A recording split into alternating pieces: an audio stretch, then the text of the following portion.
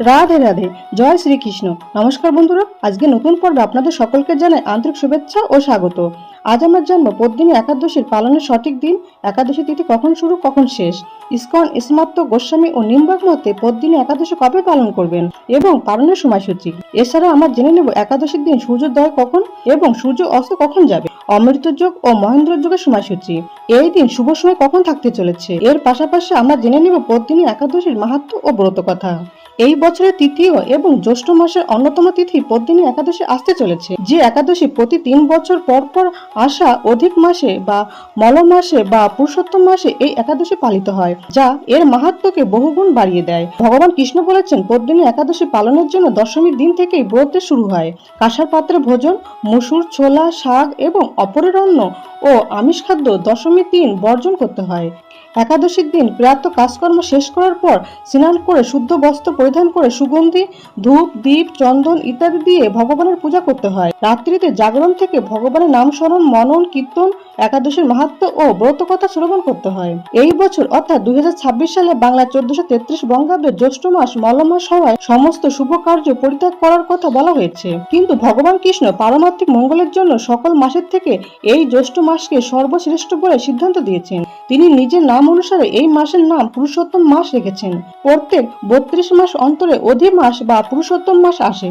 এই মাসেই পড়ে পদ্মিনী একাদশী। এই একাদশী ব্রত পালন করলে পুত্রদাতা ভগবান শীঘ্রই প্রসন্ন হন। বিশেষ করে পুরুষোত্তম মাসে পালিত পদ্মিনী একাদশী ব্রত মানুষকে পাপ মুক্ত করে এবং ভগবান বিষ্ণু কৃপা লাভের সুযোগ এনে দেয়।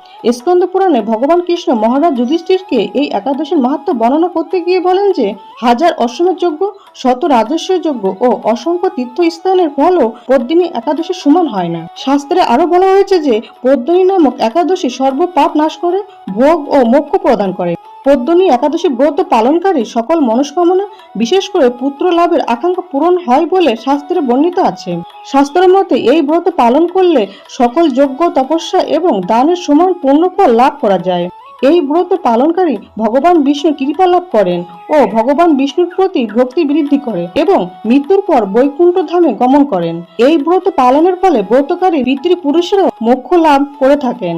এই পদ্মিনী একাদশী অন্য সকল একাদশীর থেকে অধিক ফলদায়ী বলে মনে করা হয়। যেহেতু এটি ভগবান বিষ্ণুর প্রিয় পুরুষোত্তম মাসে অনুষ্ঠিত হয়, তাই এর মাহাত্ম্য বিশেষ। শ্রী চৈতন্য মহাপ্রভু একাদশী তিথিকে অত্যন্ত পবিত্র ও ভগবান ভক্তির অনুকূল সময় বলে নির্দেশ দিয়েছেন। তিনি নির্দেশ দিয়েছেন যে একাদশীর দিন উপবাস থেকে কেবল ফলাহার করে সম্পূর্ণ সময় কৃষ্ণ প্রেমে কাটাতে হবে। এই দিন জাগতিক বিষয় থেকে মনকে সরিয়ে হরির কথা শ্রবণ ও হরিনাম জপ করতে হয়। বন্ধুরা, এবছর অধি মাসে পদ্মিনী একাদশী তারিখ নিয়ে অনেকের মনে কিছু সংশয় তৈরি হয়েছে। কেউ বলছে 26শে মে পদ্মিনী একাদশী পালন করা উচিত, আবার কেউ বলছেন 27শে মে পদ্মিনী একাদশী ব্রত রাখা ভালো। তাহলে পদ্মিনী একাদশী কোন দিনে পালন করলে ব্রতের পুণ্যফল পাওয়া যাবে? কোন দিনে উপবাস করলে ভগবান নারায়ণ আর মা লক্ষ্মীর আশীর্বাদ পাওয়া যাবে? সনাতন হিন্দু ধর্মে যে কোনো তিথির ক্ষেত্রে এই ধরনের সিদ্ধান্ত শাস্ত্র অনুসারে নেওয়া হয়। শাস্ত্রে বলা হয় যে আগের দিন যদি সারা দিন রাত একাদশী থাকে, কিন্তু সেই একাদশীর যদি সূর্যোদয়ের সময় না থাকে, তাহলে সারা দিন থাকলেও ওই দিন একাদশী হবে না, বরং যেদিন উদিয়া তিথি অর্থাৎ সূর্যোদয়ের সময় একাদশী তিথি থাকে, সেই দিনটাই উপবাসের জন্য সেরা সময়। তাই বন্ধুরা, উদিয়া তিথি অনুসারে অর্থাৎ সূর্যোদয়ের সময় একাদশী তিথি থাকায় এই একাদশী পালিত হবে 27শে মে 2026 বাংলার 12ই জ্যৈষ্ঠ 1433 বঙ্গাব্দ বুধবার। পদ্মিনী একাদশীর অধিষ্ঠাত্রী দেবতা হলেন পুরুষোত্তম, পক্ষ কৃষ্ণপক্ষ। ইসকন ইসমাত্ত গোস্বামী ও নিম্বাক মতে পদ্মিনী একাদশী পালিত হবে 27শে মে 2026 বাংলার 12ই জ্যৈষ্ঠ 1433 বঙ্গাব্দ বুধবার। একাদশী তিথি শুরু হবে 26শে মে 2026 বাংলার 11ই জ্যৈষ্ঠ 1433 বঙ্গাব্দ মঙ্গলবার সকাল 7:53 থেকে এবং একাদশী তিথি সমাপ্ত হবে 27শে মে 2026 বাংলার 12ই জ্যৈষ্ঠ 1433 বঙ্গাব্দ বুধবার সকাল 8:02। ইসকন মতে পালনের সময় হবে 28শে মে 2026 বাংলার 13ই জ্যৈষ্ঠ 1433 বঙ্গাব্দ বৃহস্পতিবার সকাল 4:52 থেকে সকাল 7:59 মধ্যে একাদশী পালন করে নিতে হবে। এবং ইসমাত্ত গোস্বামী ও নিম্বাক মতে একাদশী পালনের সময় হবে 28শে মে 2026 বাংলার 13ই জ্যৈষ্ঠ 1433 বঙ্গাব্দ বৃহস্পতিবার সূর্যোদয় থেকে সকাল 9:10 মধ্যে একাদশীর পালন করে নিতে হবে। এই দিন সূর্যোদয় হবে সকাল 4:56 এবং সূর্য অস্ত হবে সন্ধ্যা 6:13।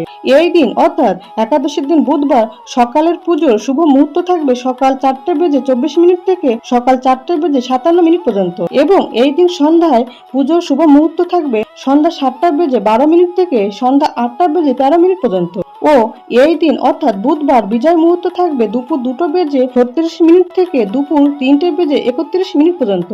দ্বাদশীর দিন অর্থাৎ 28 মে 2026 বাংলা 13 জ্যৈষ্ঠ 1433 বঙ্গাব্দ বৃহস্পতিবার অর্থাৎ পারণের দিন মহেন্দ্র যোগের সময় থাকবে সকাল 5:48 মধ্যে এবং সকাল 9:24 থেকে সকাল 11:12 মধ্যে।